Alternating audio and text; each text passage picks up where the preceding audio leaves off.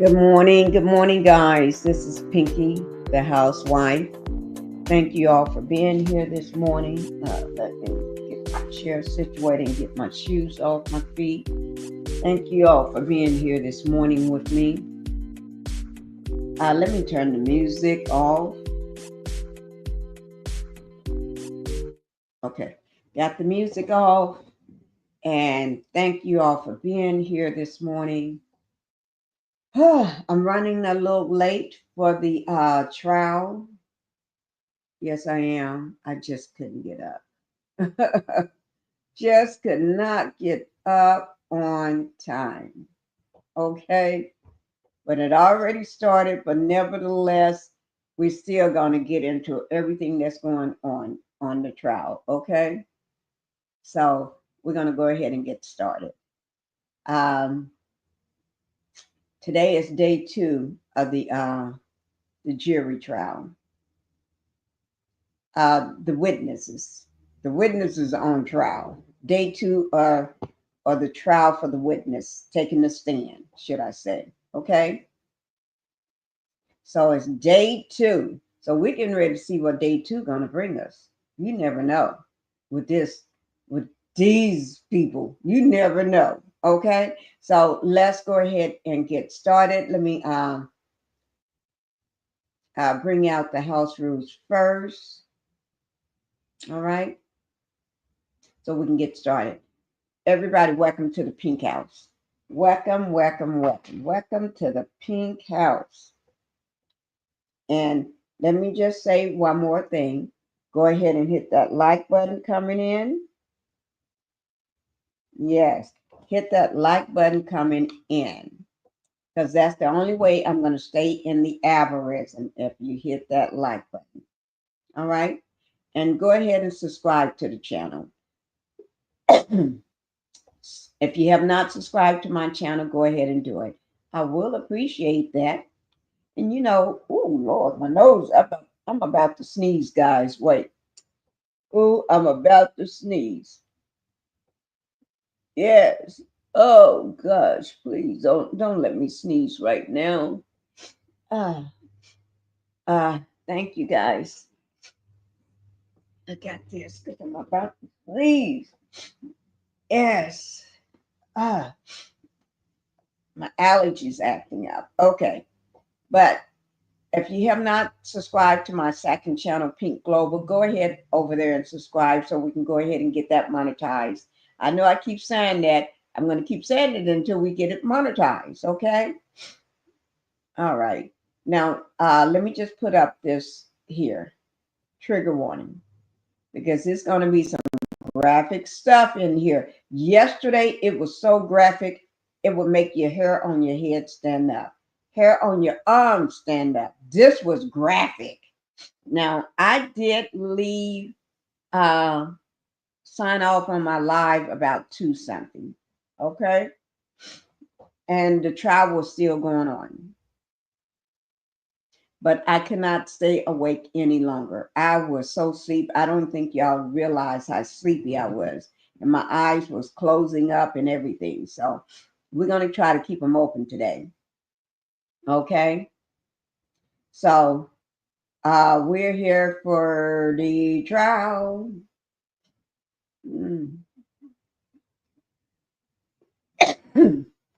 Mm.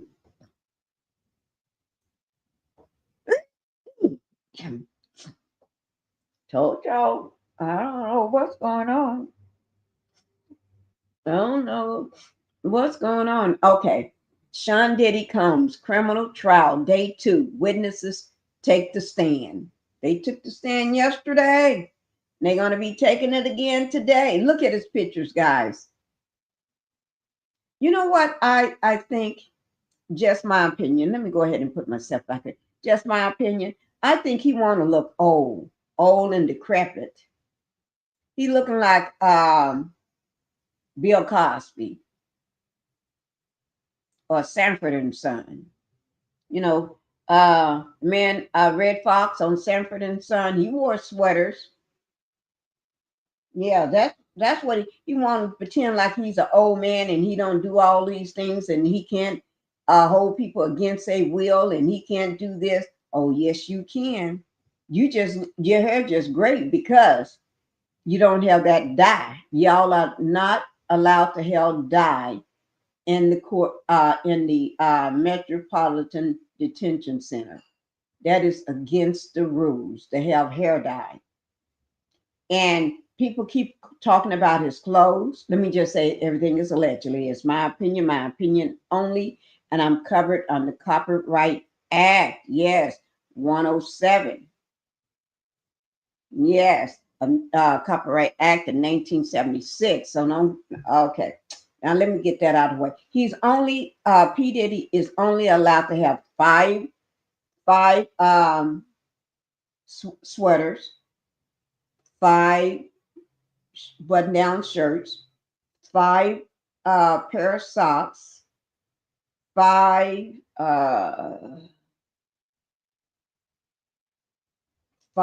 sweaters, 5 button-down shirts, 5 pair of socks, and 5 pair of pants, and 2 pair of shoes. As long as they don't have laces in them, they have to be slip-on. Yes. So you wonder why is he keep wearing the same thing? He probably got 5 of them, enough for to last him for the whole week. And so when you're looking at him, you think, why is he wearing the same thing? No, he's not wearing the same thing.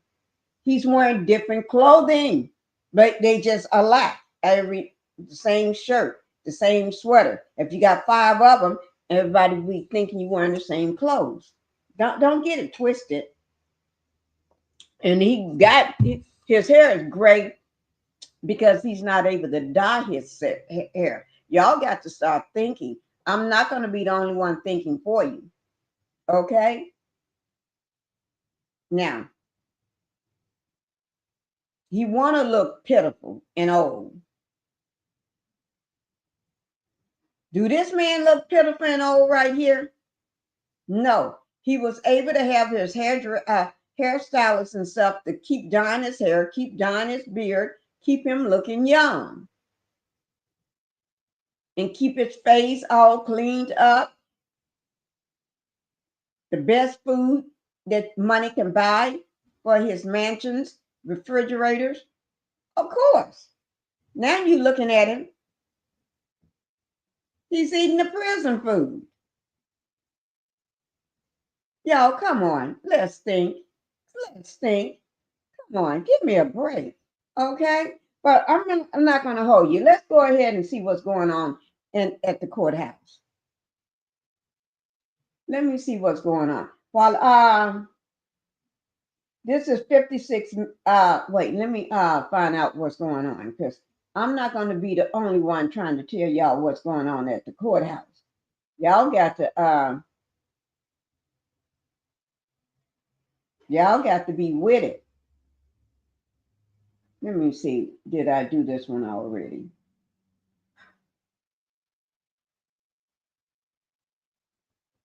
Just give me a minute because I'm not going to. Oh, here it is right here. This is the one I want to show y'all at first. And then I'm going to be pulling up the information, the people standing out at the courthouse. We had Jaguar right at the courthouse yesterday. We had Mims, Make It Make Sense. He was at the courthouse yesterday, having himself a good old time with all his snacks, because I know he was bored as heck but he took some good notes.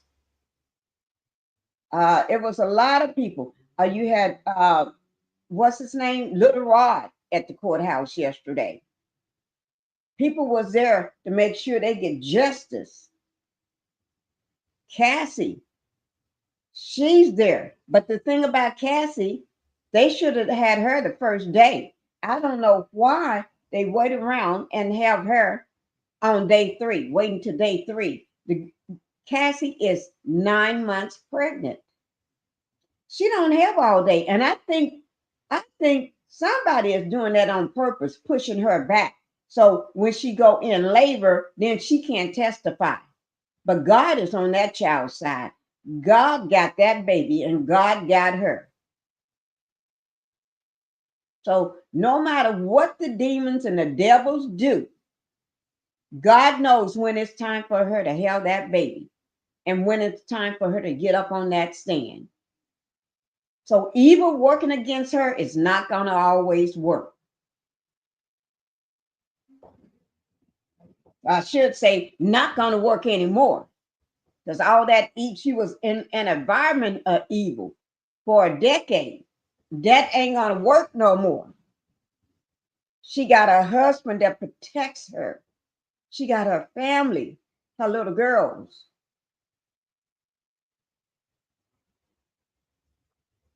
Evil is not going to always last. Y'all need to remember that. We had so many content creators there yesterday. I wish I could have been one of them, but I knew I couldn't be because I cannot travel right now.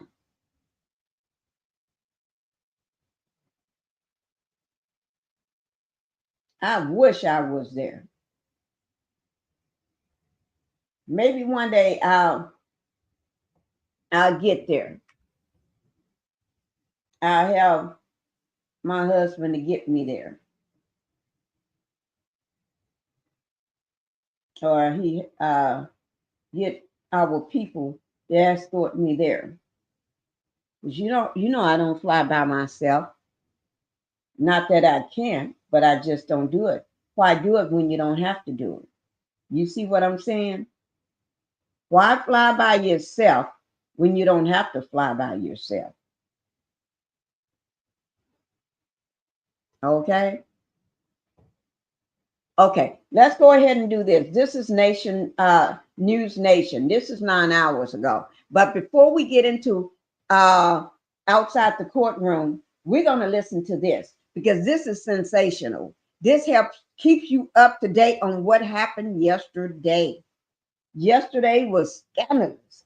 Yesterday was the most raw testimony that you ever want to hear. Oh my God. Well, we're getting ready to listen to this right now. And then after this, we're going to see what's happening in the outside the courtroom or inside the courtroom, wherever we can get ourselves, okay? Here we go. In New York City with the first day of testimony. Wait. Let me welcome all my people here. In Petitious, thank you for being here this morning. Thank you. Thank you for being here. This is one of my day ones, guys. One of my day ones. Been riding with me through the ups and downs. Everything, no matter what's going on. In Petitious is here and always remind me what day it is. Today is Tuesday. Tuesday, day 2 of the trial. If I can count on anybody, I can count on them Petitious. Oh, my Lord. Thank you. And here come another one. Sweet Tea. I love Sweet Tea right now. She's working, but she's always in the bushes every time. She let me know where she's at. Thank you, Sweet Tea. Sweet Tea, I don't know, did you hear yesterday's testimony? It's on shockwaves through the media, through social media, through everything. It's on shockwaves. Y'all got the excuse the way I look. Sometimes I look bad when I wake up early in the morning. This ain't my normal look, but I'm trying to make it. Okay. Okay, let's go ahead and get on with the subject at matter.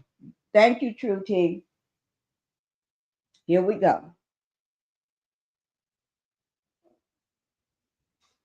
In Sean Diddy Combs' federal sex crimes trial. After seating a jury of 8 men and 4 women, the prosecution delivered its opening statement, and they came out swinging. Prosecutor Emily Johnson said the public knew Diddy as a larger-than-life business mogul, but behind the scenes, he was forcing women into sex, using violence and drugs to keep them in line. She said Combs had an inner circle that helped him commit sex crimes, drug crimes, other crimes, things like arson and kidnapping. And then came the graphic details from what we now know are called the freak-offs, where Diddy allegedly recorded sexual encounters that he'd arranged between paid escorts and his alleged victims, including his former girlfriend, Cassie Ventura. Now, the feds say Diddy once forced an escort to urinate on Cassie. That came out in court today. When it was the defense's turn, they didn't deny Diddy's testimony. That's what I was talking about, guys. Did you just hear that? He had an escort, like a sex slave. I mean, an sex slave, to urinate on Cassie. But not just urinate, in her mouth, where she was choking. Oh, my Lord. You know, God gonna punish them folks. We just gonna leave it to God. Temper. They said, yes, he can be violent. They admitted that. Remember, that's not what he's on trial for. They said, yes, he's got anger issues and his actions might warrant domestic violence charges. It was clever that they said that. But trafficking and racketeering, again, that's what the federal case is about. The defense says those don't apply. And all that freak-off sex, according to the defense, they say it was consensual. They said that Diddy's love of baby oil, and this was actually a quote, they said the love of baby oil was not a federal crime. Cassie Ventura did not take the stand today. She is expected to be there tomorrow, and she better soon. This is another very interesting part of all of this. She is about to give birth to her 3rd child any minute now, and she's about to get on the witness stand, about to have a baby. Another twist. 2 witnesses were called today, including a former security officer at the hotel, where Diddy is seen on video attacking Ventura brutally. You remember that video back in 2016. The prosecutors played the video. The witness testified that Diddy tried to pay him off with a giant wad of cash. The day's second witness was a male escort. This is where it really got very juicy, who says that he was paid by Diddy numerous times to have sex with Cassie while Diddy sat there in the corner masturbating and watched. Today we are setting up this Chick-fil-A employee for anything.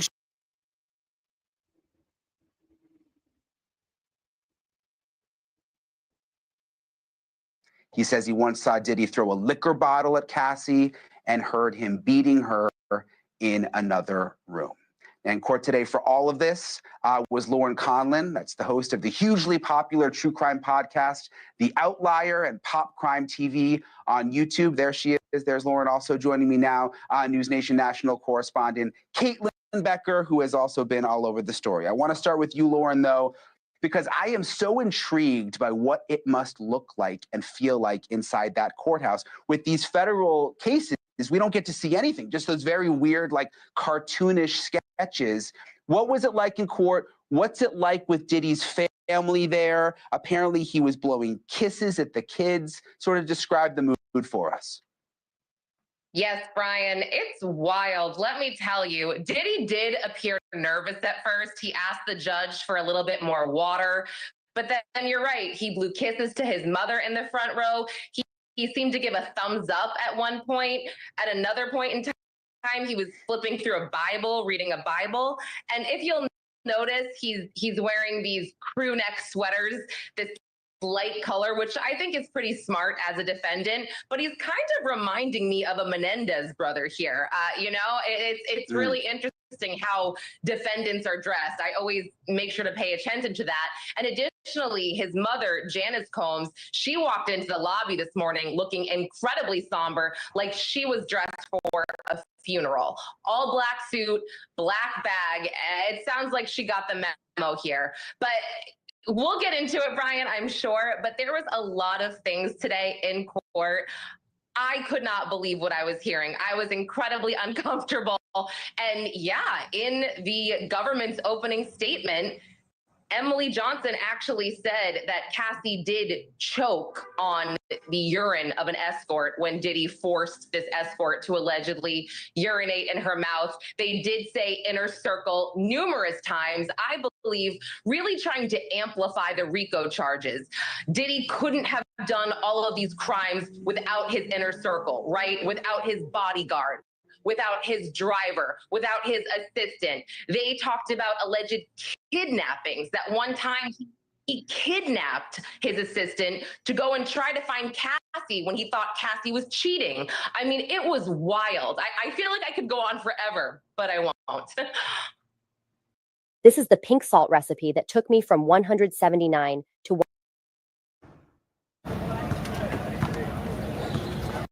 Welcome to Eyewitness News' special coverage of the Sean Diddy Combs sex trafficking and racketeering trial.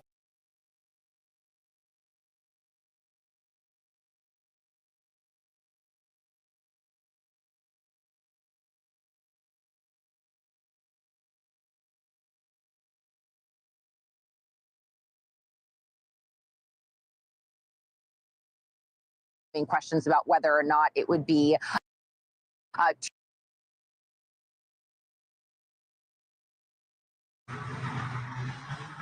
She is, Brian. She's the third witness on the prosecution's witness list. We're going to have about an hour of redirect and a recross tomorrow morning with the escort who is on the stand at the end of today.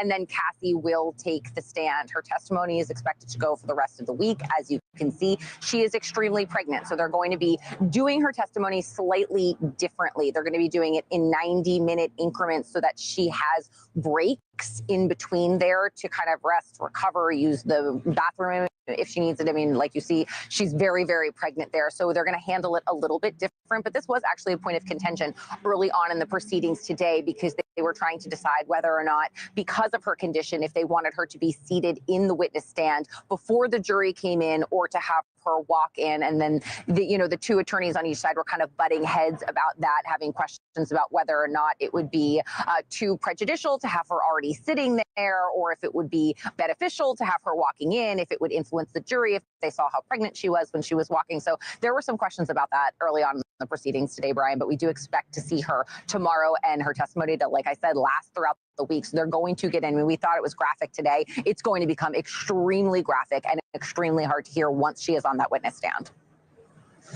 Yeah, and I'm going to get to the fact that she's 9 months pregnant and the impact that could have on the trial in a second with our legal panel. Because think about that. I mean, that's a visual there for the jury. She's going to get up on the stand about to have a baby. There's sympathy there. How does that play? And we're going to get to that in a second. But Caitlin, Cassie's husband, Alex Fine, was he spotted in court today? I mean, has he been in and out of the courtroom?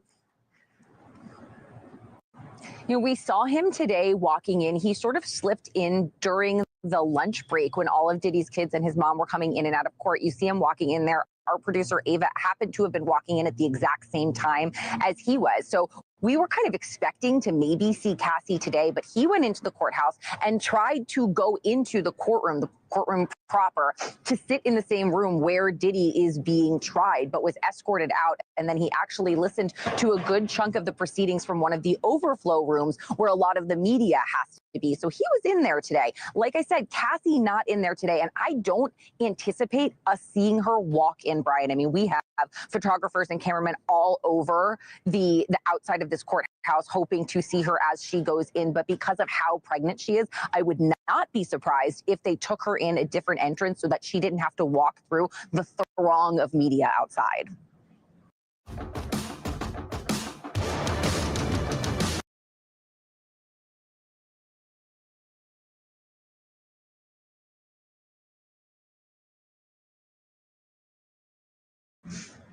Lauren, tell me a little more about this male escort, the vibe that you got from him. What does he actually look like? Because all we've seen, again, are the very cartoonish, courtroom sketches. Did you find his testimony believable? Obviously, some of the stuff he said, I mean, the fact that Diddy's in the corner masturbating, he's having sex with Cassie. What did you make of it? Yes, I found his testimony to be incredibly believable. He seemed genuinely affected by what he saw happen to Cassie. This man truly seemed to care about Cassie. He did have, whatever you want to call it, some kind of relationship with her for probably about 1.5 years. And he actually testified that he, at a certain point, wasn't able to perform for Diddy and Cassie. He got erectile dysfunction because of what he saw. He said he saw Diddy at one point after an encounter drag Cassie by the hair from her computer seat all the way back to her bedroom while she was kicking and screaming and crying.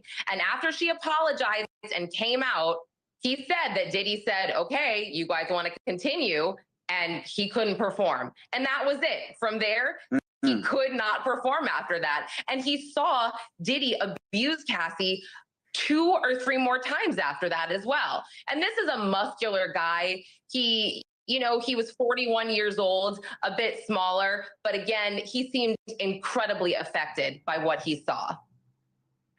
And was there, just quickly, Lauren, was there a point where he talked about, because I was trying to follow the blogs, and it's hard, you were in there, it's difficult for us on the outside. Did he talk about Cassie at one point being under the influence of drugs to the point that she was slumped over, and Diddy still wanted him to have sex with her? He did talk about that. He said that he showed up one night and Cassie appeared to be high on something and she was slumped over on the couch. But he said that Diddy said, I don't think it's going to happen tonight.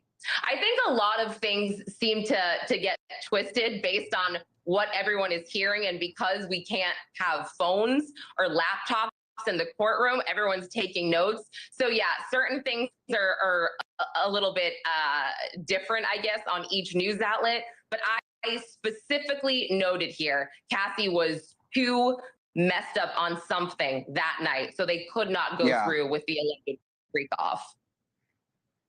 Yeah, well, listen, I bet your hand is tired from taking notes all day. I know who that is when they don't allow the laptops or the phones in. We're not used to it.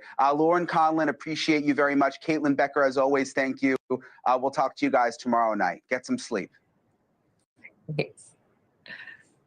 Okay, let's get to our panel now. I'm joined now by Trent Copeland, trial lawyer and legal analyst, and also Joe Tacopina, a defense attorney who says he was invited to join Diddy's legal team but said no. Joe, I want to start with you. Again, you were asked to be on the team. What do you make of this defense that came out today in the openings, basically saying, yes, Diddy is morally wrong, but none of this is actually against the law. It was consensual. That's what this all comes down to. I mean, this case comes down to one issue at the end of the day. Consent. Was this an issue of consent? Was it not? I mean, did these people consent to being there? Look, everyone wanted to be at a Diddy party. Everyone wanted to be part of these Diddy parties and be in his orbit when he was Diddy. Now, when someone got paid a lot of money, and now there's a federal investigation, everyone is looking to get a payday. All of a sudden, 15 years ago, 10 years ago, how many ever years ago it was, a decade ago, they weren't consenting. They realize now it wasn't consensual. I have a hard time with that. I'm not saying this case is a walk in the park, but I've read articles here about how Diddy is cooked, and this case is a fait accompli. Not by a long shot. This case will come down to an issue of consent, and I got to tell you, I know for a fact, and you mentioned I dabbled a little bit in deciding whether I was going to join the team or not. I know for a fact they have text messages that will refute a lot of these issues that the prosecution's holding out as far as these people not consenting. I know they do, and I know there's going to be text messages that will refute the issue, the fact that people saying, "Oh, I didn't consent," or "I didn't want to be there." those messages, unless an alien like sort of invaded their body or took their phone and created those text messages, are not going to be helpful to the credibility of these witnesses. So, Joe, they asked you to be on the team. I'm just curious why. I mean, it's a big case. I think it'd be pretty exciting. Why did you decide not to do it? There's a lot of reasons. I'm not going to get into that now. I mean, I've discussed it multiple times, but it was a lot of reasons, personal reasons, timing reasons. I just got off a big trial in LA for 6 weeks with ASAP, Rocky, and just, there was a whole host of things. A lot of it was a timing issue. A lot of it was business decision, and that's it. I said nothing against Diddy. I met with him several times. I think he has a very defensible case, a very tribal case. When you see in federal court, and I've been in federal court hundreds and hundreds of times, an opening statement that talks about urination and baby oil in the prosecution's opening statement as being the crux of the opening statement. I mean, I just never thought I'd see that day. And that's what we had today. We had an opening statement and the evidence in large part talking about urination, sex, not rape, but sex, baby oil, escorts. It's just things that you would never imagine hearing in a United States District Court. That's what we heard today. And that was a large part of the testimony of the day. This is the pink salt recipe that took me from 100.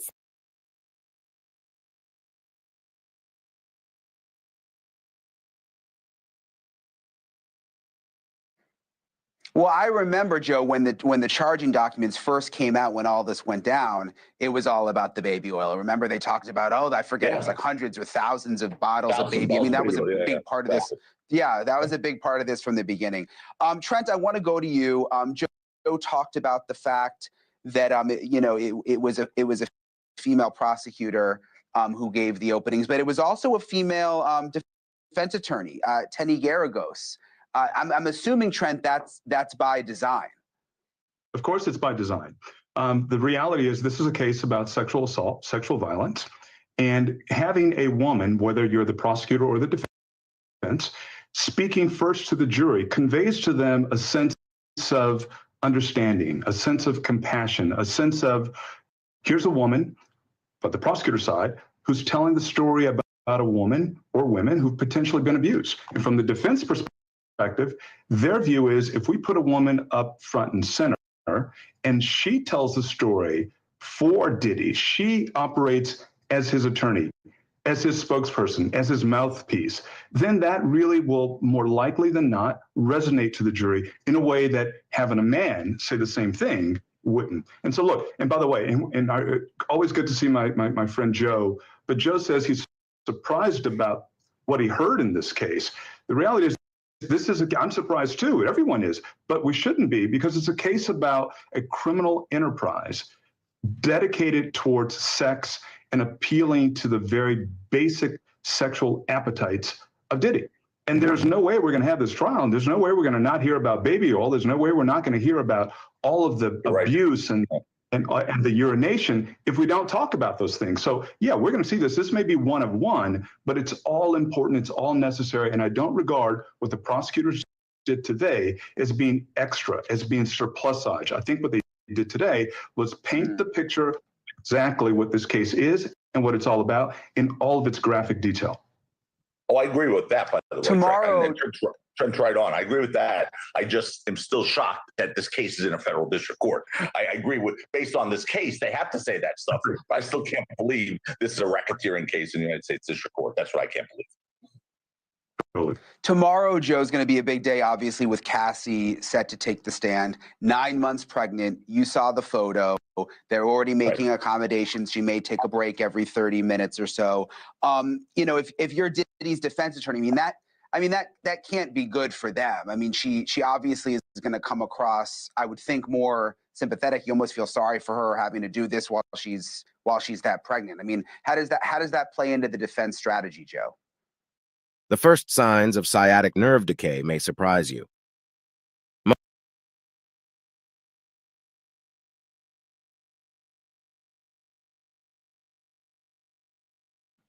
It's a fact. It's a fact she's pregnant. But, it was Cassie who started all this. Let's remind the jury of that. I mean, it was Cassie who asked for $30 million for a manuscript of a book that she was going to write. And if she didn't get $30 million for her manuscript, she was going to print the book. And it was Cassie who then said, well, if you don't give me the money for the book, I am going to sue you unless you give me $30 million. And so it was Cassie who never went to the police, but made all these demands. And then when she didn't get what she wanted, she sued and then got $20 million. Still have not yet gone to the police at that point. So, you know, I think you could remove the veneer of being a nice pregnant lady. I'm not saying she's not a nice lady. I don't know her at all. She could be a very nice lady. And of course, anyone who's pregnant has a sympathetic, you know, sort of veneer on them, right? But let's be real. You know, she was a part of this and she enjoyed and reaped the benefits of it. I'm not saying the disgusting things he did to her are excusable. If I were the defense, I would be more aggressive condemning the acts of Combs against her, the domestic violence acts against her, than the prosecution is. I would be more aggressive, but that is not what this case is about. This is not a racketeering case, not sex trafficking. That is a domestic violence case. And it's a bad and despicable act, but it's not sex trafficking. It's not racketeering. And they have to be very upfront with that and show that that's trying to replace the void where the evidence should be. They're using that tape to sort of replace the void where the evidence should be by appealing to emotions. Because that tape is horrific. It's horrific.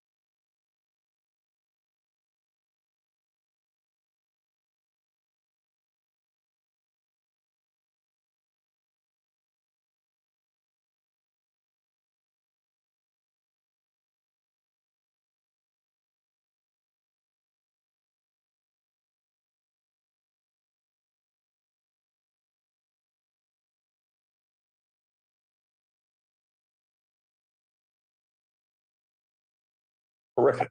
And so I don't know. I understand she's pregnant and all that stuff. The jurors are smart. They're going to listen to that. Okay, they're going to feel sympathetic for her, but at the end of the day, they're going to value her credibility. And when the defense shows her a text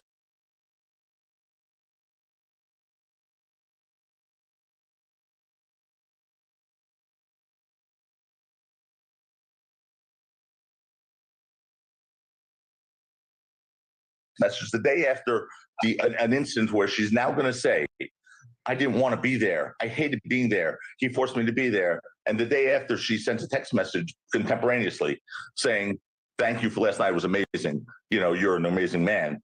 It's going to be tough for her to explain that, I think. But do you think, Trent, that the jury will see through that in the sense that relationships are complicated, abusive relationships are complicated? I think most people know that. You can be abused and then the next second be sending a text that says, I love you because you like the rich lifestyle, but you're also being abused. No, I think that's right. And two things can both be true at the same time. Look, here's the first thing. Survive. That woman was for over a decade. Most women that are abused stay in that relationship longer than that. Just because they're in that relationship, that doesn't mean they want to be there. They're trying to survive until they can get away. And I just can't stand what that guy is saying in the green. Oh my God, he makes my stomach turn. Cassie Ventura walking into that courtroom pregnant and then testifying about a previous trauma, while it doesn't prove anything, as Joe's correct about that, it is not a factual piece of evidence, her simply walking into the courtroom, but optics matter. Optics matter, Brian. And when she walks in that courtroom with all her vulnerabilities as a very, very pregnant woman, talking very emotionally about what was a past trauma, believe me, it will matter to the jury. And by the way, the video, and Joe's right, the video again, this isn't a case about domestic violence. This isn't a case about what happened in that horrific video. What this is about power, control, and abuse, and that's what the video shows. And the video demonstrates that this wasn't just an isolated incident, it was an ongoing issue for Diddy. Thank you for watching. Subscribe below and download our NewsNation. Thank you for somebody saying exactly what it is. It's about control, abuse. And I'm glad somebody had the nerve to say something, because you get tired of people just making up ish. You know, not everybody believe that crap. Some people need to speak up. Oh, it just icks my nerves. Let me do this right quick, guys, so we can see what's going on outside the courtroom. Let me just put this down so I won't forget.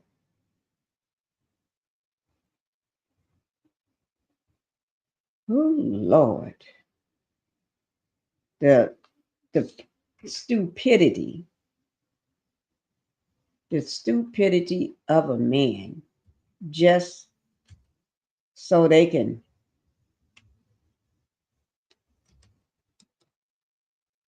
I could have looked at him and tell, we're not going to get nowhere with him.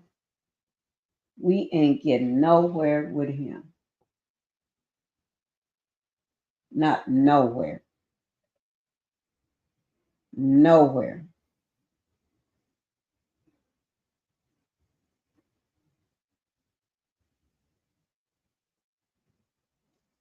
Now, this is live here, so we can see what's going on live, okay? So I'm going to go ahead and put this up. This is live, guys. Because like I said, I'm not going to miss nothing. I went to sleep yesterday. I went to sleep yesterday. I'm not going to go to sleep today. I went to sleep real early. This is our Law and Crime Network, okay? They're talking live. This is live. Cassie Ventura testifying in P. Diddy's sex trafficking case. The United States versus Sean Combs. Okay, let's see what they are saying live.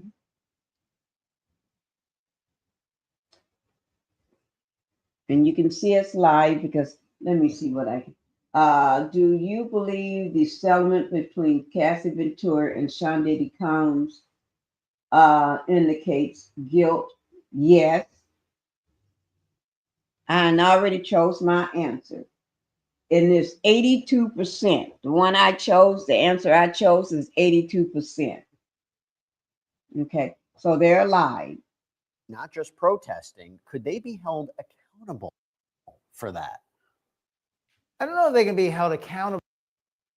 You know, we see this now in trials. There's a trial some people are watching in Massachusetts where there's been a big fight about who can be in front of the courthouse and how far do they have to be from the courthouse. For anybody who doesn't know. Yeah, that's it. You've heard of it. So if it starts to be a problem, then the parties can address it with the court, and the court has some power to say, yeah, we're not going to let anybody line up where the jurors come in and out because that would be hard for them, right? That's the one thing you don't want them doing, is influencing the jury. Otherwise, people will have a right to be outside the courthouse. They have a right to make their opinion known. I will tell you, the time that I saw this in a way I've never seen before was Johnny Depp Amber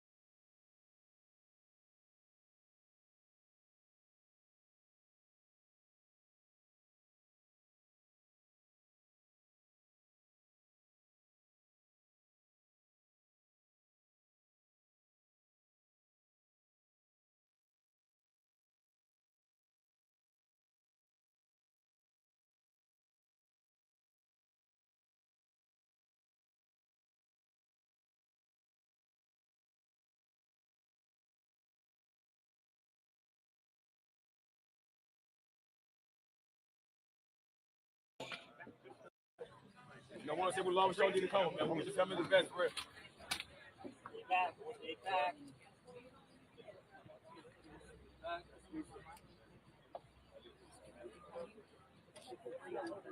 Guys, just hold the line. You don't got to push.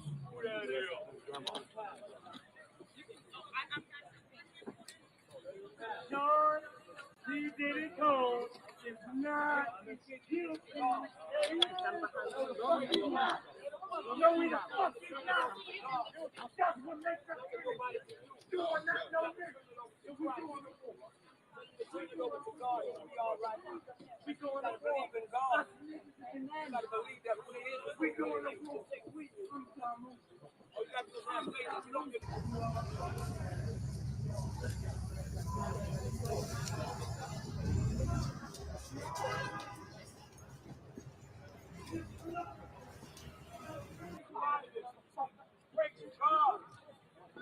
only right. God is strong.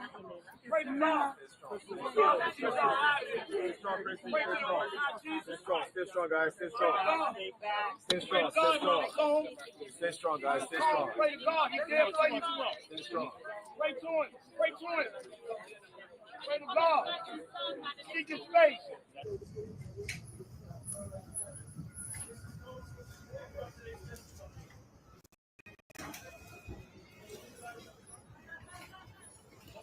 Don't worry.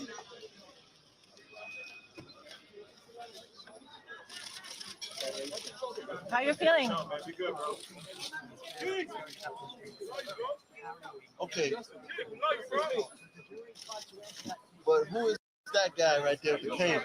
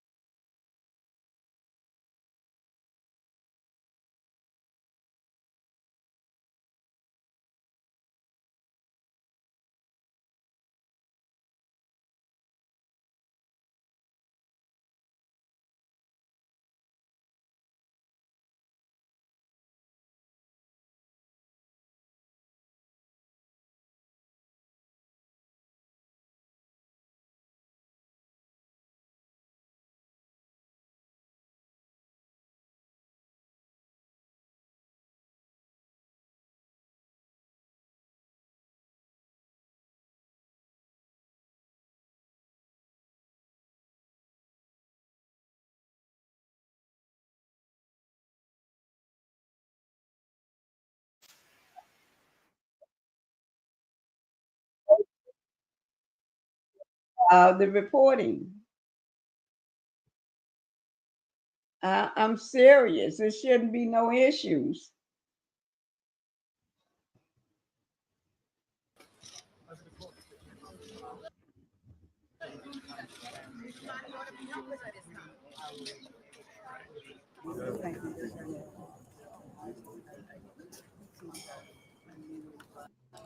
Patriots, I just got out of. Excuse us. I got the shot people trying me right now.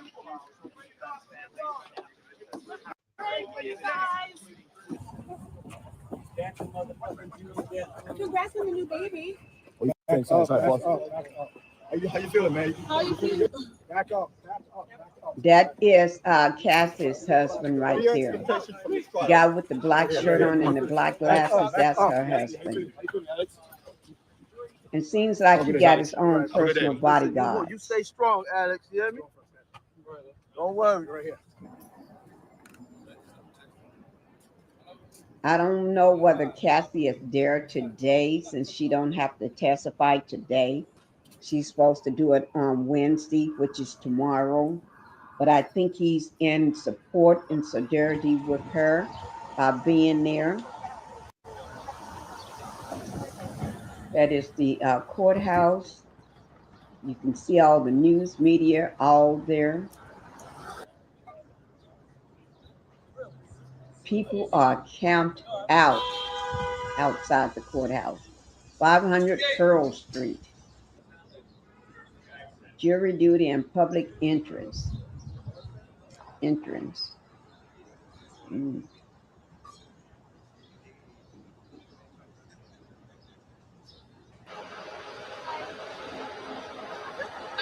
Whew. You can see the spectators. Oh, there. Let me start drinking my coffee now.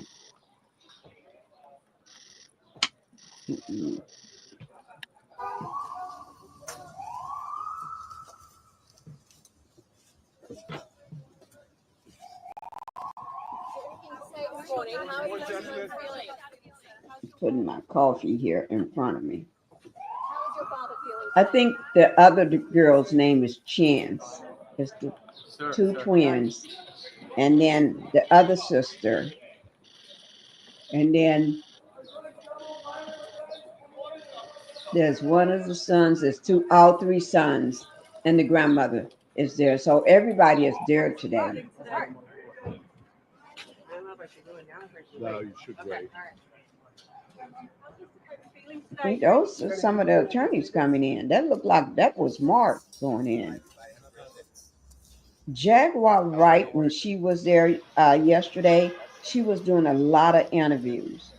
And I'm glad she were, because it's about time she talked to some of the media. And I think they all knew who she was. And by talking with her, I think it was pretty smart. Yeah, that's the attorneys coming in. So, yeah, I just have to understand it's early for me. That's Diddy turning around, looking at family members. That's his family there.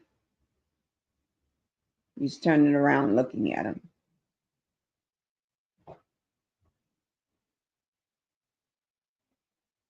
And to me, his attorney, I want everybody to believe this is a man that's just having consensual sex with his girlfriend and other people. Bunch of baloney. Hi, Renita. Thank you for coming in. Thank you for coming in this morning. Okay. Miss Missy, thank you for being here too, coming in this morning.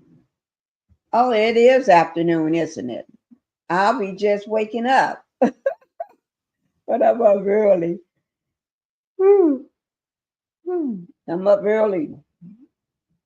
Y'all have to excuse me. This is early for me, but I'm still got my drink here, drinking it. I got my this is steaming hot lemon water with lemons, fresh lemons in it. It's for my throat.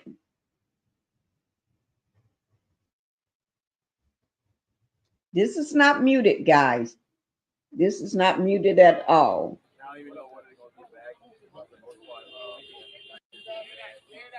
Open this up. Open this up. Excuse me. Excuse me. Excuse me. What emotions are going through your head right now? Anything sad, happy, mad, upset, angry? I wish you guys the best, though. Wish the family the best above everything. You know, wish the family the best above everything. You don't want to say what love show need to come. Man. Wish the family the best for it. Now I don't know who she is in the braids with the walker. It could be one of the kids' mamas. It could be I don't know. I don't know who she is. But I'll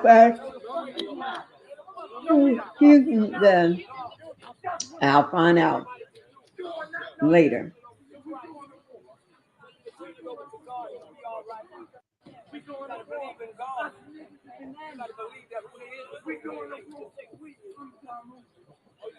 That's his son.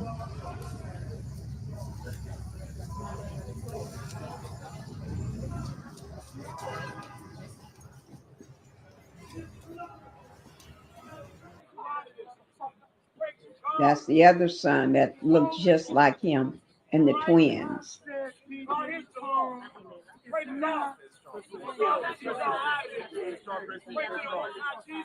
His mama Stay strong, guys. Stay strong. And they walking in hand in hand. And then the other twin, and then the other son that's not really his son. That's Al B. Sure's son.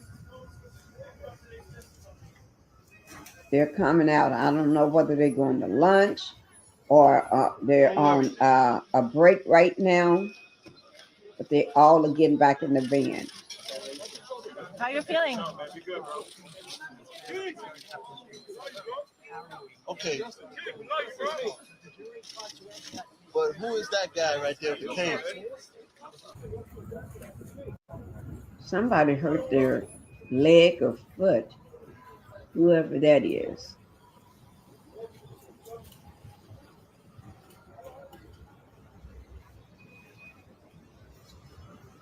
The guy with the cane.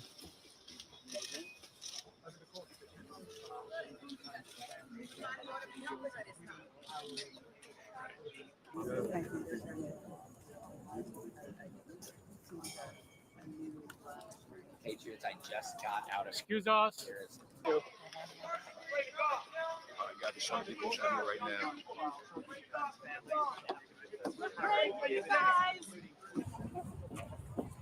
Now that is Cassie's husband. He has his bodyguards around him. I don't blame him. Have your bodyguards. That's Cassie's husband. I don't think Cassie is in the courtroom today because you know she's very, very pregnant. She's 9 months pregnant, about to have a baby any day. For them to keep pushing her off, they should have had her on the stand day 1 or no longer than day 2. But she's supposed to testify on day 3. Now, I think that's the token attorney. I hope I'm right. The token attorney. But anyway, that's all the news media sitting out there.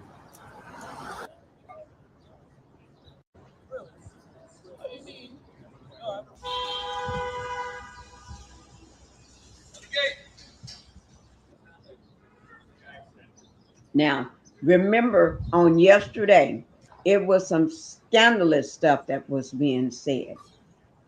There was a male escort on the stand yesterday, and he talked about things. I can read them. Let me just read them. They are just too scandalous to even talk about. Okay? I'm going to read them. Ooh, because I got the transcript. Okay? Sean Combs jury selection with an extra on a jury alternate who made it on. But also it goes into some of the scandal. This is from yesterday, the scandalous stuff. I'm going to skip down further until we get to the jury, to the I'm sure Cassie's husband knows a lot too. Yeah, he's there for her today because, you know, she's very pregnant, about to have the baby any day. She's 9 months pregnant. So the fact that he's there, he tried to get into the main jury room, but they wouldn't let him. So he went to the overflow room. And that, I think that is wrong for him to not to be able to be in the main courtroom, because he's standing in for her. He's standing in for her. And I think that not having him right there is wrong.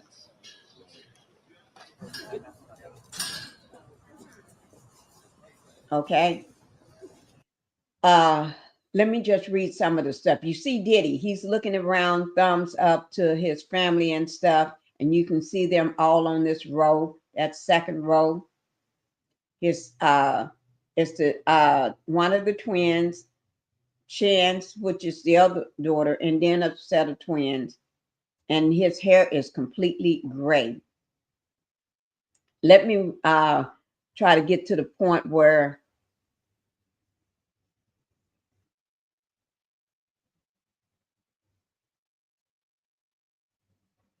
This is a statement that Diddy is making to his attorney because they go through talking about the jury who was struck. Jury number 51 struck.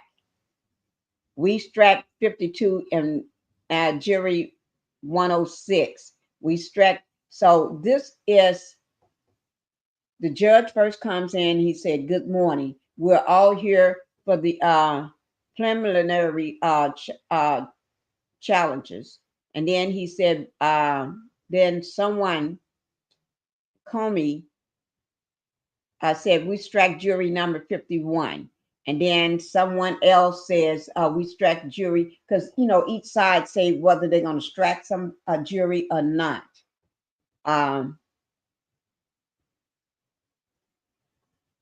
Let me see. Yes, I agree. She needs him in the courtroom for her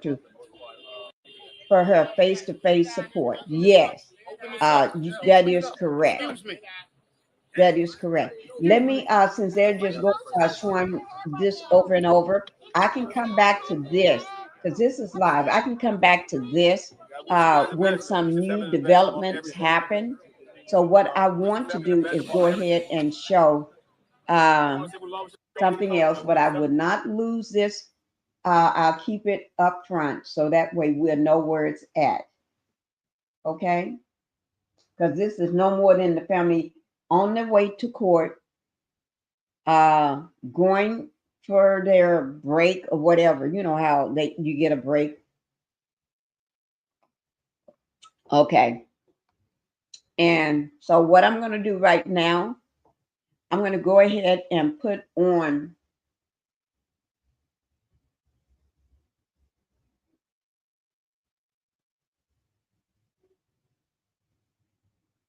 give me 1 second, guys.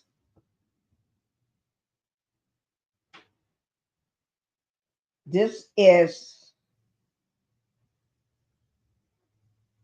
let me pull it up here so I can get it ready for you all. Just give me 1 second, okay?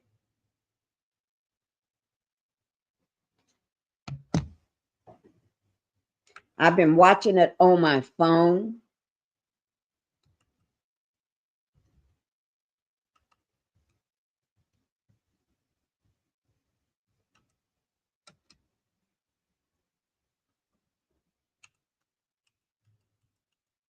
I've been watching this on my phone, so y'all have to excuse me.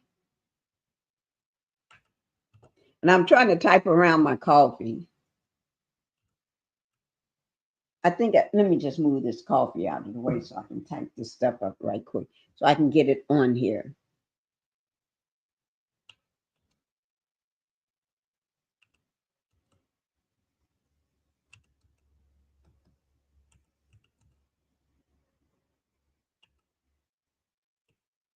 And I'm typing with one hand.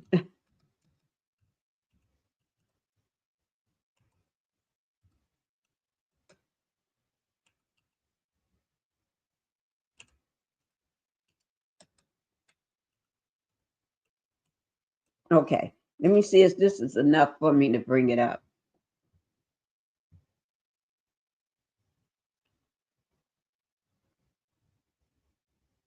It did, but I'm going to do it another way to bring it up.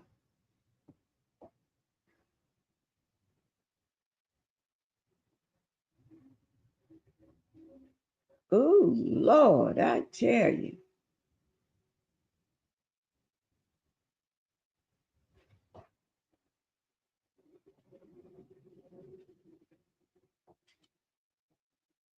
Okay, let me make sure. Okay, I just got it pulled up. Let me make sure I got the right one. Two witnesses as Diddy begins his trial. I think this is the one. This is, I got to make sure it is right.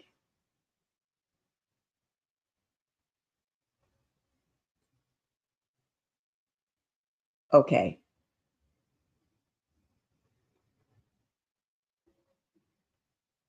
Okay, it is. Ooh, you can see how far along I've been in watching this. Okay. Let me just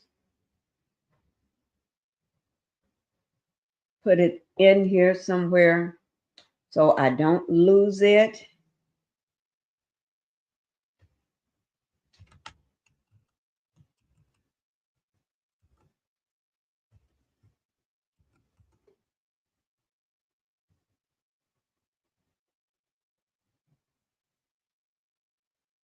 Y'all just got to give me a chance.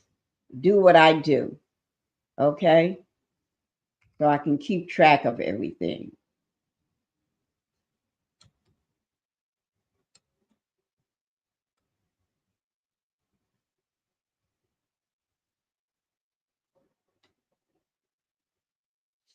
Okay. Got it done, guys. Let me save that. Now, here we go. Because this is going to keep playing all day today. So I'm going to pause this. And because they just keep playing the same thing over and over. All right.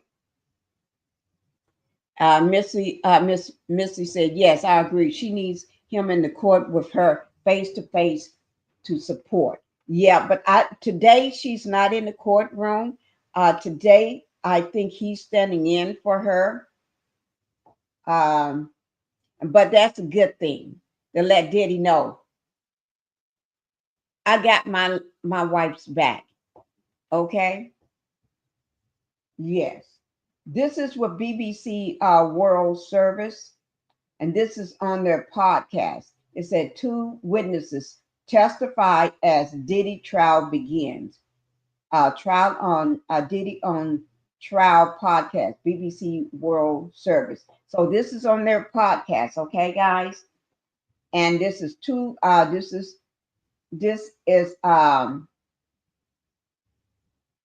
what's going on today. I'm gonna just let it run until the ad stops, and then okay, guys, let me bring it to you. Let me see. Here we go.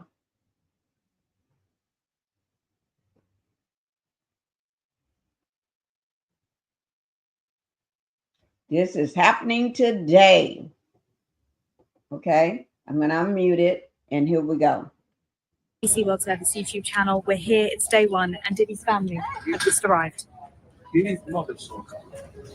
Just a warning, this episode contains descriptions of violence, sexual violence, and graphic descriptions of sex. Sean Diddy Combs is accused of sex trafficking, transportation for prostitution, and racketeering with conspiracy. He denies all the charges and says he's never sexually assaulted anyone, man or woman, adult or minor.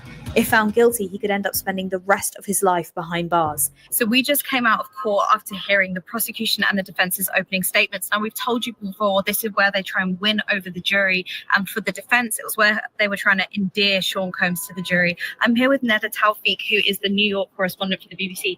Neda, first of all, let's start with the prosecution as they went first. What did they have to say?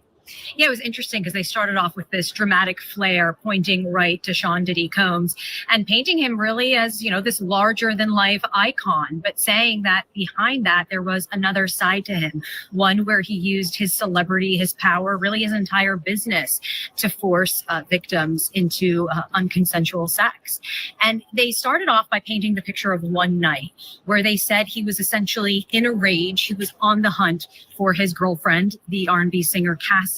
And they say he kind of got wind that she was going to be with another man. And he went to one of his employees, grabbed them out of bed, forced them to go with a security guard in their SUV to the man's home, broke in. And when they found they weren't there, went off again to look for Cassie. And they depict how when he finally found Cassie, that he brutally beat her, flung her around like a rag doll. And they used that one night to paint the picture of what they say happened over 20 years, not just to Cassie, but to another woman named Jane, who they say the jury will hear from, and also an employee named Mia that they say the jury will hear from. And they say he was somebody who referred to himself as a king and expected to be treated like one, had impossible demands. So really setting the tone of the kind of character they want them to see. Some really graphic testimony just about how this was not a case about celebrity sexual preferences, that this was about coercion and control.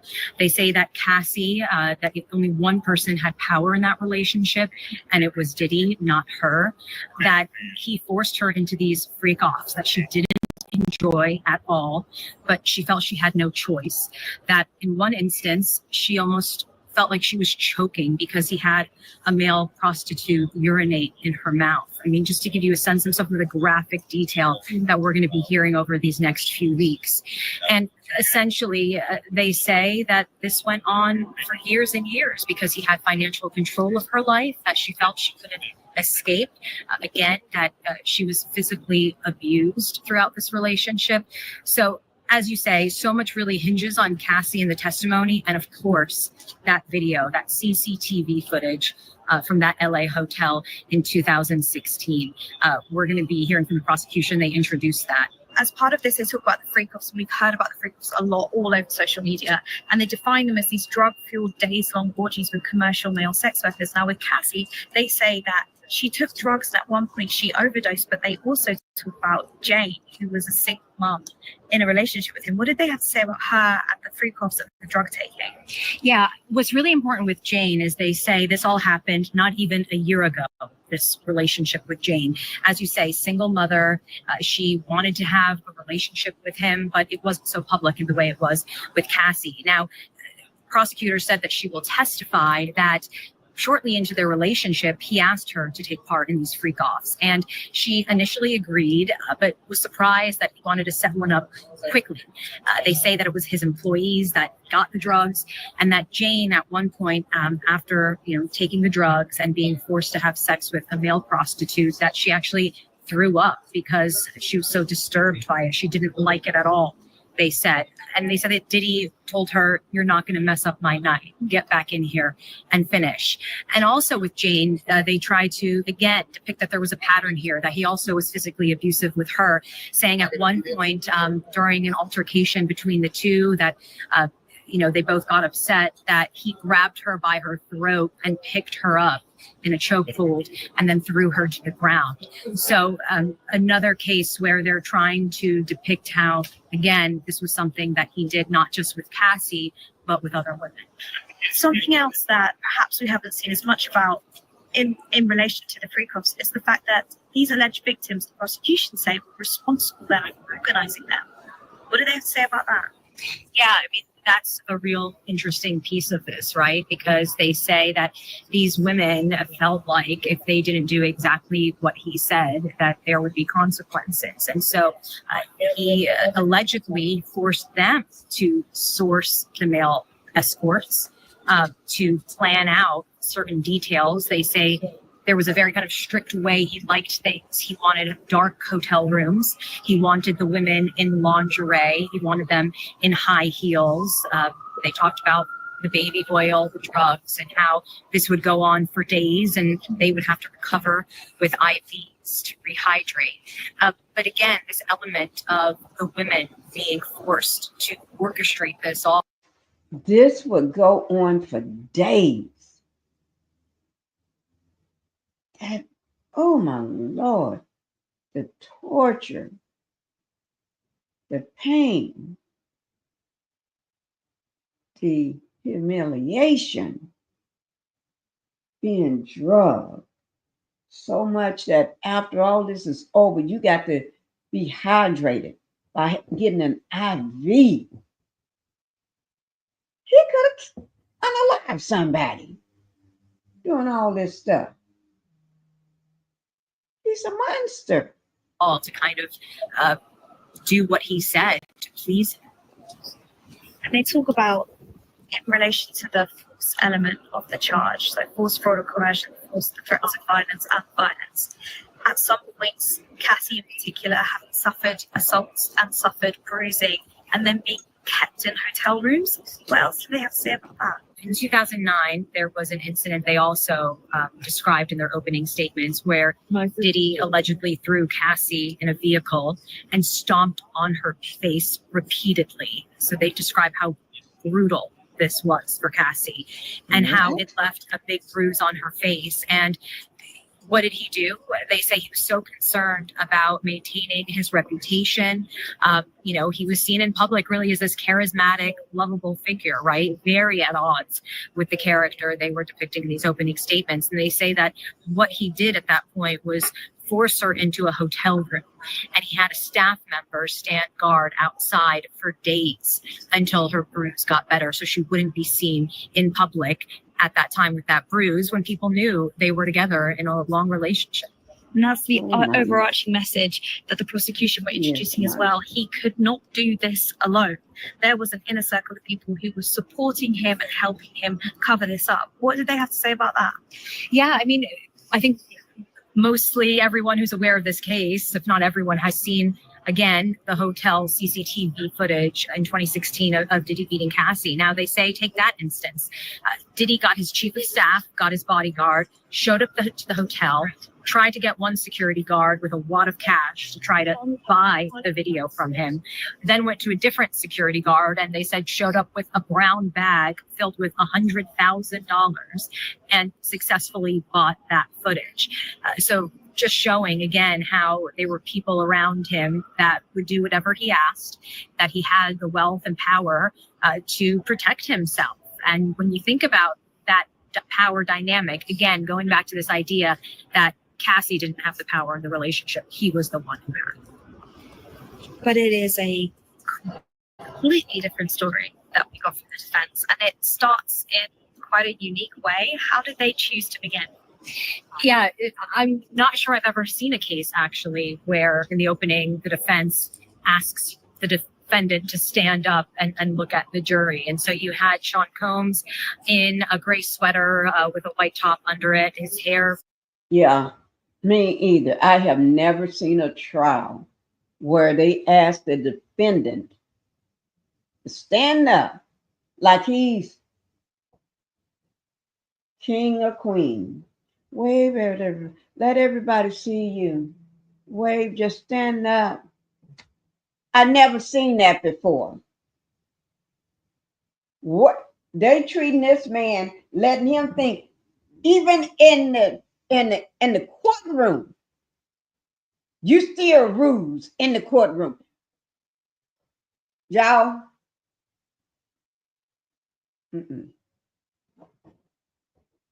You know, visibly grayer than we remember him in his, you know, bad boy days, stands up and looks to the jury. And essentially what the defense is trying to say is we're not going to shy away from anything that he has done. They admit to domestic violence. They admit to the fact that he was a jealous boyfriend, that he was with many women at once, that he, you know, committed infidelity. But what they say essentially is that none of that is sex trafficking. So there were terms and phrases they used often, painting the alleged victims as strong, capable women that had a choice, that this was the choice they made to stay with him. And then when they decided to leave him, that was their choice as well. Saying that, you know, they're not going to shy away from the fact that there was jealousy in the relationships. But they say there was no coercion, that it was all consensual. So again, trying to basically say to the jury, he's a flawed man, and that's not a crime. If domestic abuse was what was charged here, that would be one. How are you going to say this is consensual when you got a stranger while you're down on your knees, letting somebody piss in your mouth, and then you choking? Get out of here. Take that stuff somewhere else and stick it where the sun don't shine. Nobody believe that mess. And for those women, all his women attorneys, they just bunch of bull just like him. I can't believe they selling their soul just for him. The devil is alive, and y'all better watch out.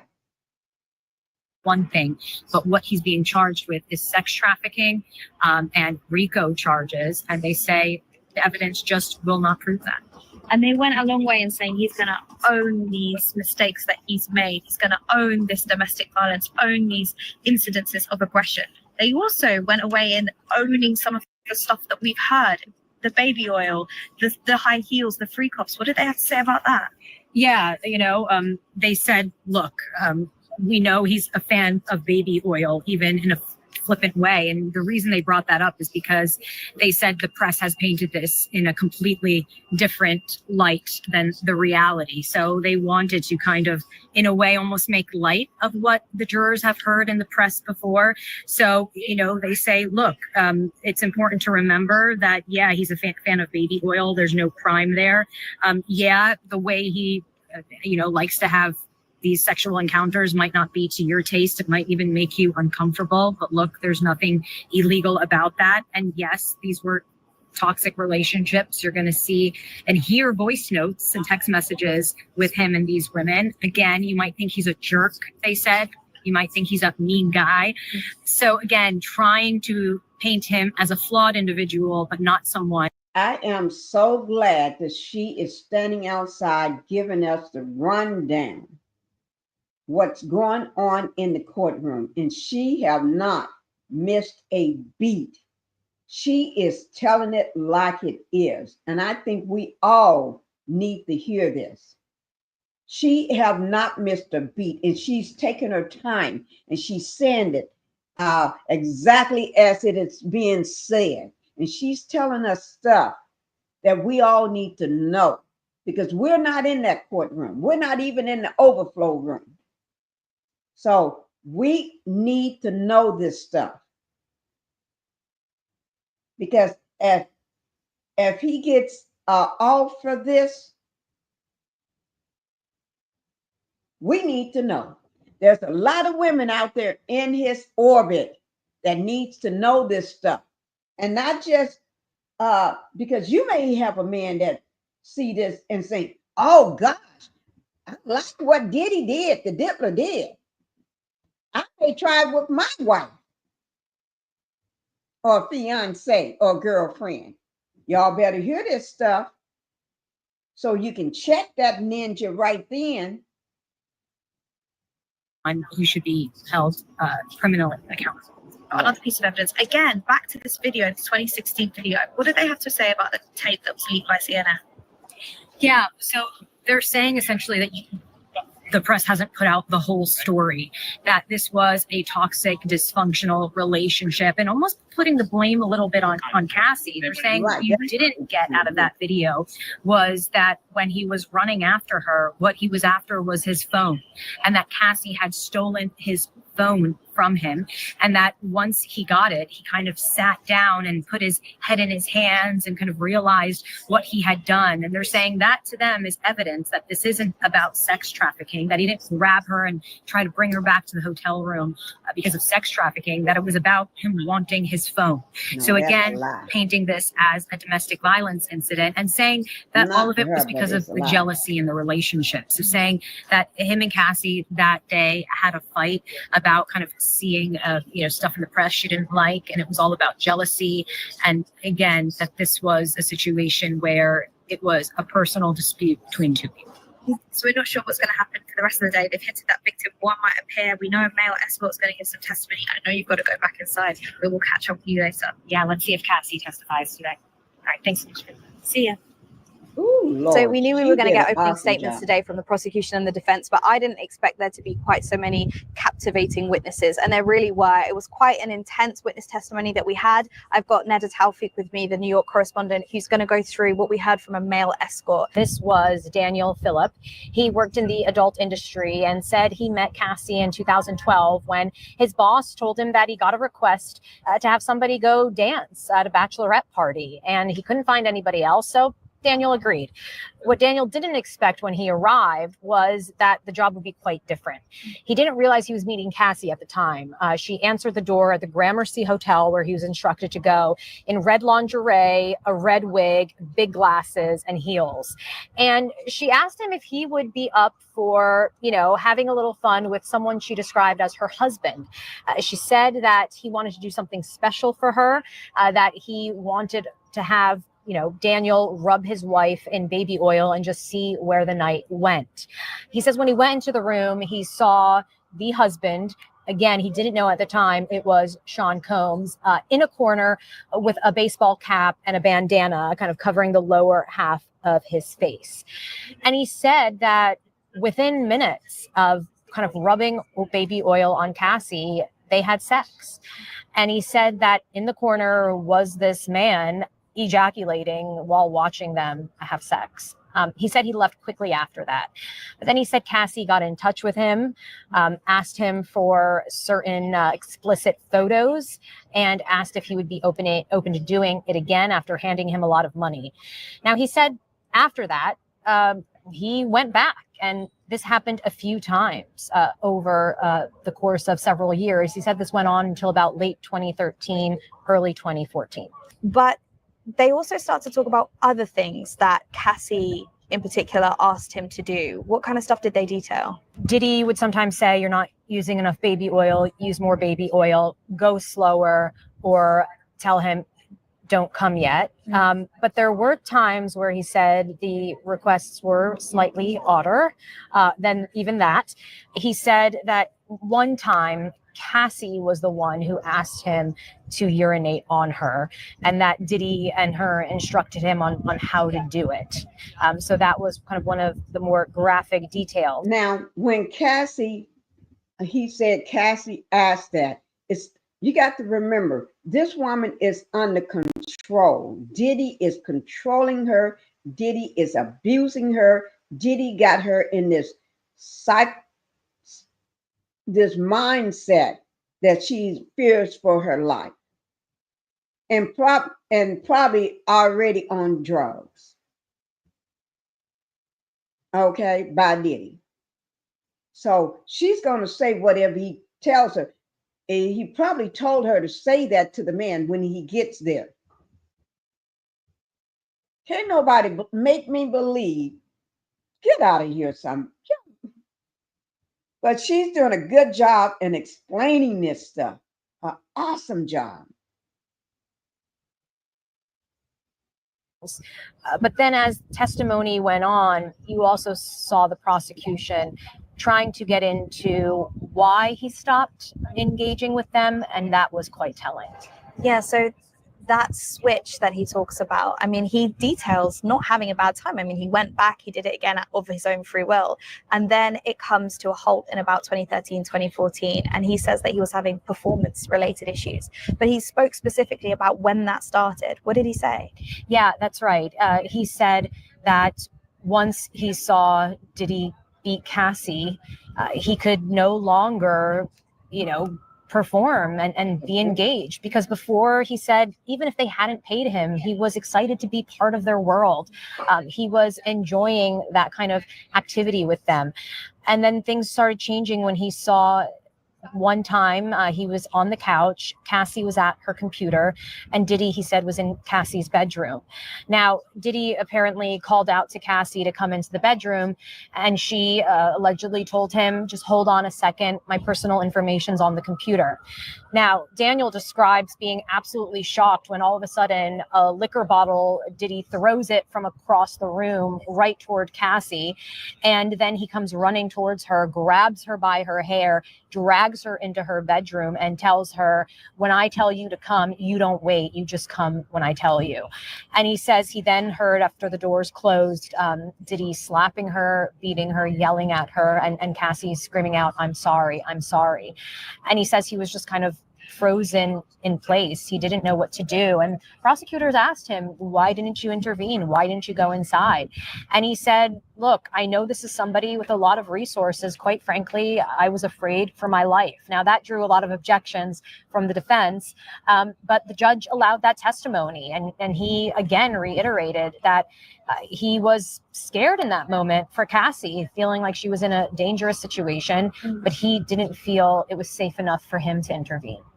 And he talks about another instance of violence where Cassie runs from the room and kind of jumps into his lap, and she's shaking, and he tries to speak to her and say, well, why are you staying with this man? What are you doing? And she tries to reassure him, I'm fine, I'm fine. He does speak to a bit of a friendship building up between the two of them, and expressed that he was quite worried about her.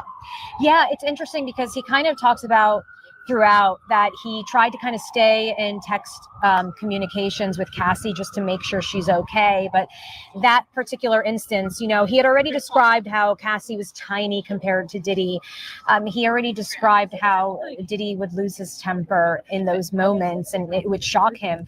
So that imagery of Cassie running to him, jumping in his lap and just visibly shaking and him trying to console her, she basically told him, "Don't worry about me, I'll be fine." And he said he just couldn't convince her to leave him, but he very much thought that she was in danger if she stayed in that relationship. This was a really packed day because we had peremptory strikes in the morning, then opening statements, then the security officer, now the testimony of this male escort. So by the time he took the stand, it was like 4:30. So what exactly did we hear from cross-examination, if anything? Yeah, it was very brief to start, just in terms of having him reestablish certain things that he said in his original testimony. And then they tried to go after his credibility a little bit through that line of questioning. But look, it was very much just touching the surface. I think when court resumes tomorrow, there will be much more on a cross-examination, and we'll see whether they go even harder and pinpoint any place where they can have jurors find reasonable doubt. Neda, thank you so much for coming and breaking that down for us today, and we'll see you back here tomorrow where we expect to hear testimony from Cassie. Yeah, absolutely.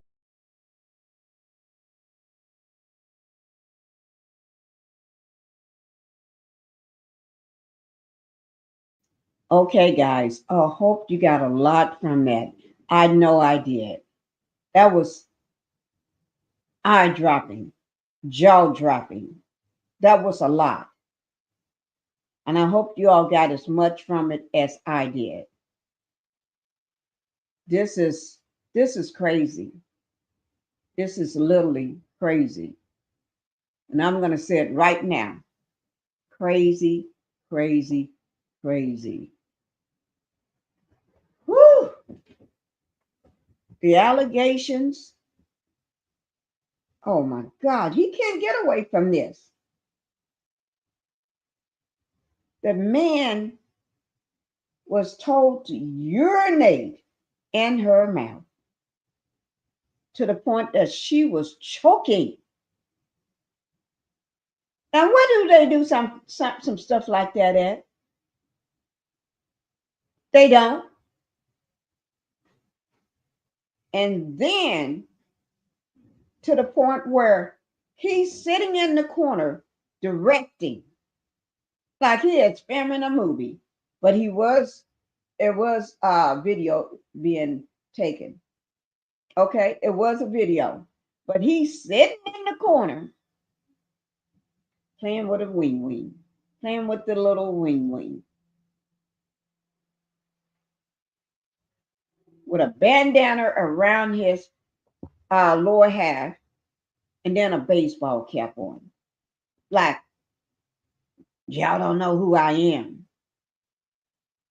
And got Cassie doing the most, because she feared for her life. She knew if she didn't do it, what's going to happen, what always happened, as she protests that, oh, I don't want to do that. Or even when she runs away and runs into another room, he comes in there after her. And then when he get through beating her, slapping her around, throwing ish at her, then tell her go back in there and continue. Pick up where you left off at, in other words. That's a monster. That's a narcissist to his core. And for jury number 3, we still can't find jury number 3. She's incognito. She's hiding.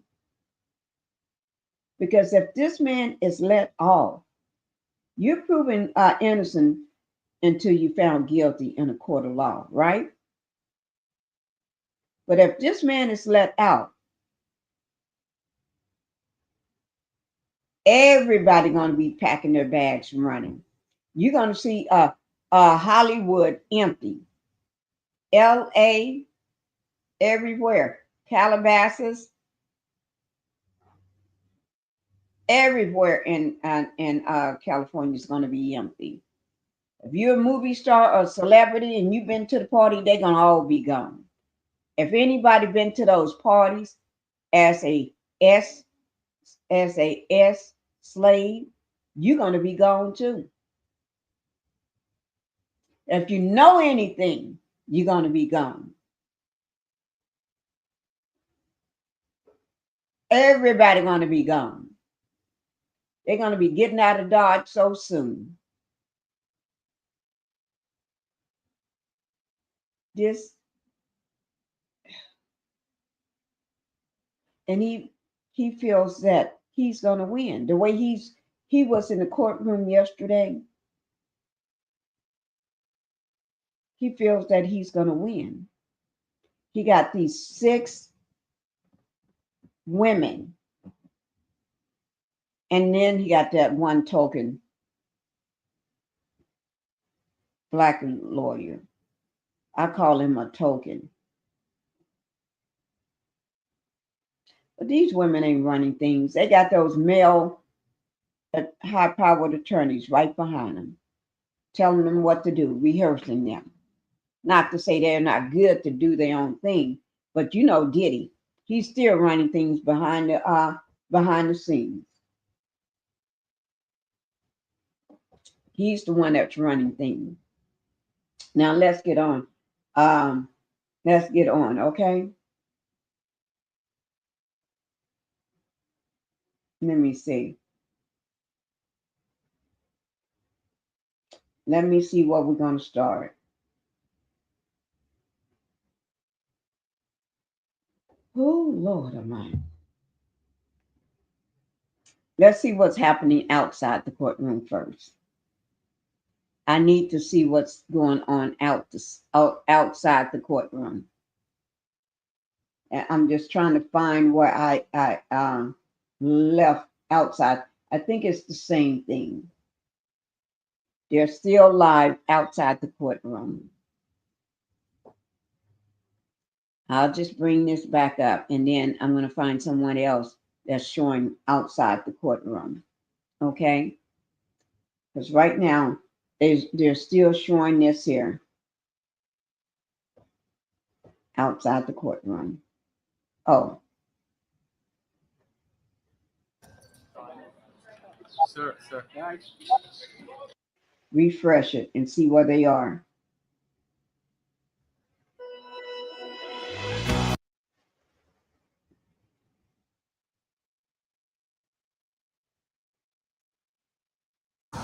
Okay, this is refresh so you can see the latest what's happening outside the courtroom right now. And it is live.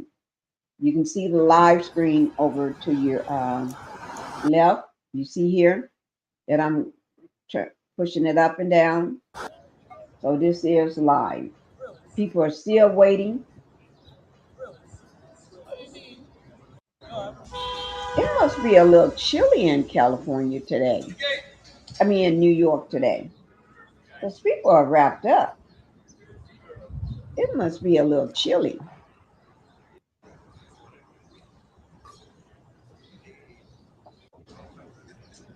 This is very good for your throat.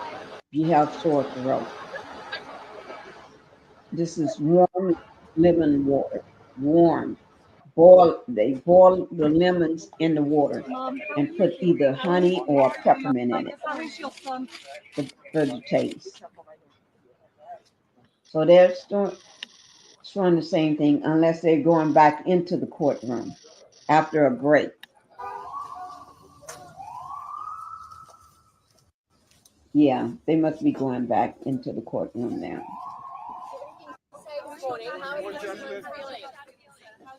Oh, Lord. Yeah. Remember I told you I get sleepy. So I'm going to end this at 2 hours, but I'm going to end it within the next 15 minutes so I can take a lunch break. And then I'm going to pick right back up. I'm going to end it in 15 minutes just to go have my husband to bring my lunch. We're going to put my lunch on my desk, and I would be eating in between So I'm going to just end it. How are you? Then start the live right back up when I come back with my lunch. My lunch is going to be sitting on my desk, and then we're going to continue. Okay?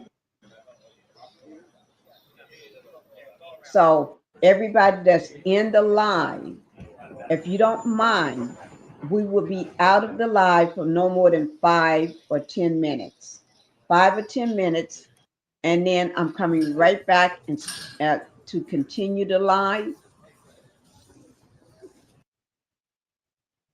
I will be right back because I'm going to stay here until this live is over, until they finish the courthouse. So in between, every 2 hours, I will stop so I can get something to eat, freshen up, go to the ladies' room or whatever. And then just like they do a break, I'm going to do a break. So every 2 hours, I will do a break. So that way I can stay here until court is over tonight, hopefully. As yesterday, I ended around 2 something and they were still going on. Oh, Lord, who is that face? They didn't even put faces. Now you see Diddy over to the left at the bottom. Oh, and they're showing that video. Y'all see that video of him dragging Cassie? Showing that video of him in the hotel dragging Cassie with the towel wrapped around him. Now this is not muted, but I'm gonna narrate for you all. So he get a chance to see what he did again amidst other people.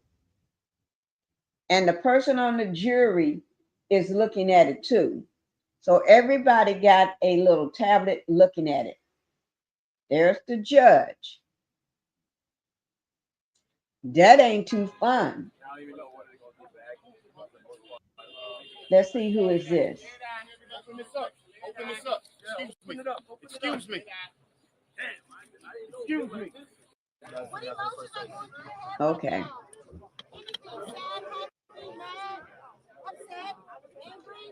I wish you guys the best, though. Wish the family the best above everything. And he, the diddler is trying to say everything was consensual. How is it consensual when if she runs out of the room distraught and upset, you go in the room and beat her, stones her, beat her, throw things at her, and then make her go back out there and continue? Is that consensual? Not in my book, it's not. That's force. That's control. That's someone that's afraid of you. That's somebody that's afraid for their lives. That's somebody that is under your control. And thank God she got away from him. Why, she may not be here. She could have ended up like Kim Porter in my book.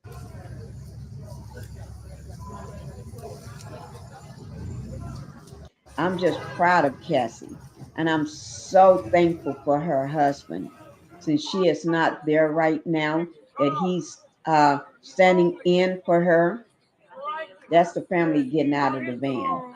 That he's standing in for her. He's showing up. He's being present. He's standing strong. And of course, he got his security guards. You're right to have security guards, because you never know what this ninja may have outside waiting for you. And to me, let me just say this. Yesterday, he had his young daughters in the courtroom listening to all the filth, listening to what he did to Cassie, what he did to women, what he did with those workers and escorts.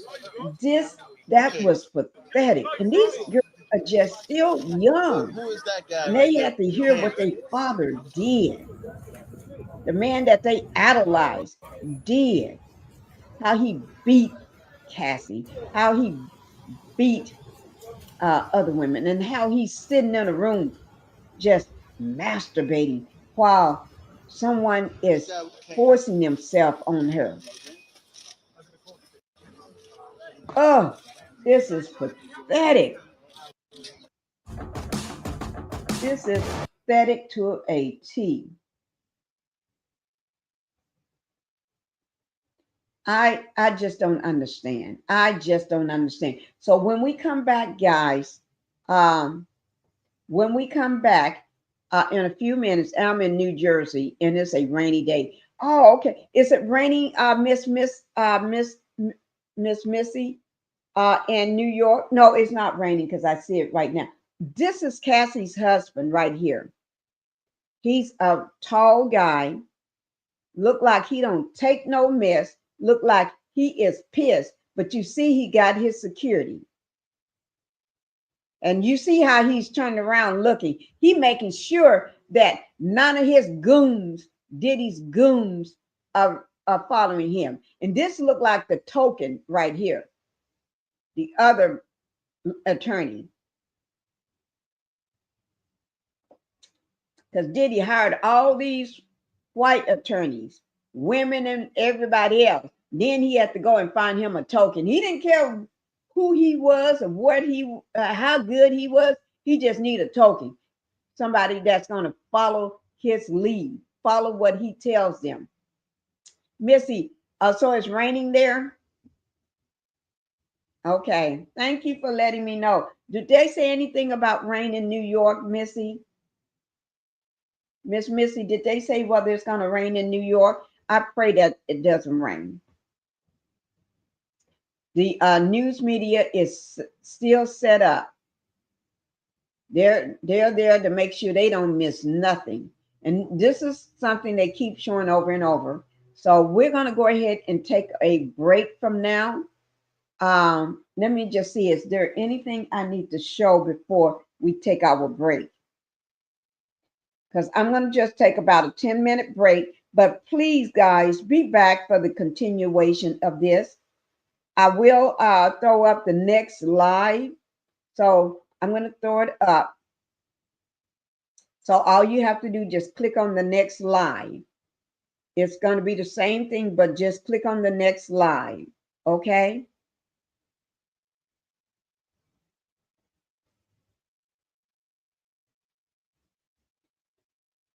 So just click on the next live. It's going to be the one right after this one here. Let me just write something down.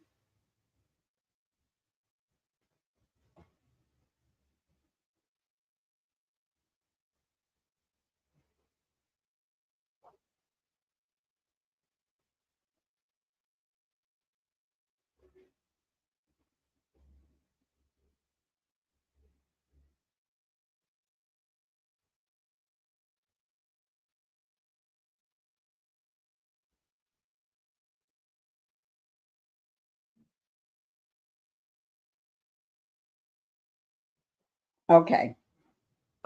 Now we're going to go ahead and go. Okay, sounds good. Enjoy your lunch. Thank you, Missy. I'm going to, now, like I said, I'll be back in about 10 minutes so we can finish up. So I'm going to drop a new live. Well, give me 15 minutes because I need to drop a new live. So y'all come back in about 15 minutes, okay? Because I'm going to drop the new live and then I'm going to go get my food and I'm going to sit at my desk and eat my food, okay? So I'm going to go ahead and end it right here. But it will be a new live on the same thing, okay? But just may have a different thumbnail, all right? All right, guys. Let me go ahead and bring this down. Thank you, Missy. I hope to see you all back. Okay, so please come back. Let me just see where I am because I always check. Okay. Okay, let me go back and check the other one right quick. Okay, 4. Okay. Because this is very important.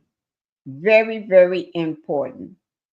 Okay, so we're going to go ahead and leave on out now. Let me put up the thumbnail. So just make sure you're all back in about 15 minutes. All right.